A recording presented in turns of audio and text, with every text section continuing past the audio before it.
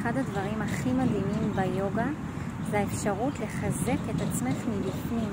שרירי הליבה, שזה השרירים העמוקים שיש לנו בגוף, קשורים ליציבה שלנו, שזה אומר איך את עומדת בעולם, איך את הולכת, איך את מחזיקה את עצמך, את הגוף שלך.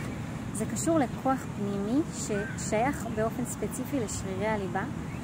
וכשאנחנו לומדות להחזיק את עצמנו בעולם, להיות נשים חזקות, לא במובן החיצוני של זה, אלא חזקה מבפנים, שהכוח שלך מגיע מתוכך, גם ברמת הגוף בשרירי הליבה, וגם ברמה העמוקה, להיות אישה חזקה, להיות אישה שהסנטר שלה הוא בפנים, ולא משנה לאיפה את הולכת, לאן, לא משנה לאיפה את הולכת, איפה את נמצאת בעולם ומה קורה מסביבך, תמיד יש לך לאן לחזור, כי יש לך את הסנטר הזה שקשור למה שקורה בתוכך. את כל זה אנחנו לומדות ביוגה וגם חוות ומרגישות את זה ממש בגוף. אם בא לך יותר פרטים על השיעורי יוגה בזום, תשלחי הודעה, נחזיר לך את כל הפרטים.